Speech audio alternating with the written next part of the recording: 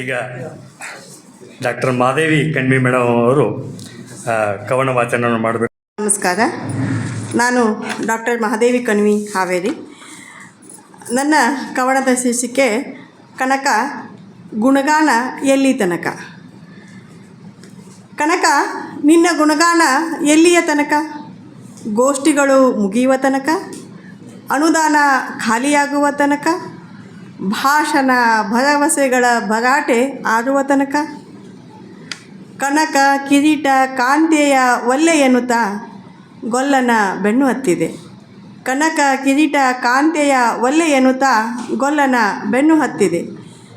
ಮರುಳರಿಗೆಲ್ಲ ಮರೆವ ಮರೆಸಿ ಅರಿವ ಬಿತ್ತಿದೆ. ಕುಲದ ಕಬ್ಬಿಣದ ಕದವ ಮುರಿಯುತ್ತಾ ದರ್ಶನದ ಕಿಂಡಿಯಲ್ಲಿ ಬೆಳಕ ಚೆಲ್ಲಿದೆ. ಕುಲದ ಕಬ್ಬಿಣದ ಕದವ ಮುರಿಯುತ್ತಾ ದರ್ಶನದ ಕಿಂಡಿಯಲ್ಲಿ ಬೆಳಕ ಚೆಲ್ಲಿದೆ. ಜನಾನುರಾಗಿಯಾಗಿ ರಾಗಿಯ ಮೆರೆಸಿ ಕಾಗಿ ನೆಲೆಗೆ ಬಂದೆ ಆದಿಕೇಶವನ ಅರಸಿ. ಪಾಂಡಿತ್ಯಕ್ಕೆ ಪದ ಲಾಲಿತ್ಯವ ಜೋಡಿಸಿ ಗೊಡ್ಡು ನಂಬಿಕೆಯ ಕಸ ಕಡ್ಡಿಯನ್ನೆಲ್ಲ ಗೂಡಿಸಿ ಝಾಡಿಸಿ.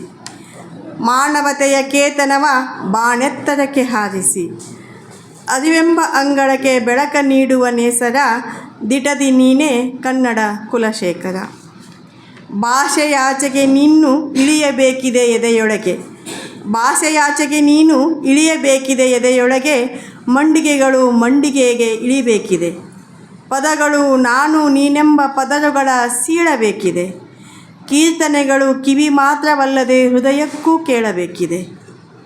ಅರಿವೆಂಬ ಹೂರಣವ ಜ್ಞಾನದ ಕನಕದಲ್ಲಿಟ್ಟು ಜೀವಾನುಭವದ ಹೋಳಿಗೆಯ ಮಾಡಿ ಉಣಬಡಿಸಿದ ಕನಕ ನಿನ್ನಯ ಗುಣಗಾನ ಎಲ್ಲಿಯ ತನಕ? ಸೂರ್ಯ ಚಂದ್ರರು ಇರುವ ತನಕ, ಕನ್ನಡ ಕಸ್ತೂರಿಯು ಘಮ ಸುರಿಸುವ ತನಕ. ಅವಕಾಶಕ್ಕಾಗಿ ಧನ್ಯವಾದಗಳು. ಧನ್ಯವಾದಗಳು ಮೇಡಮ್.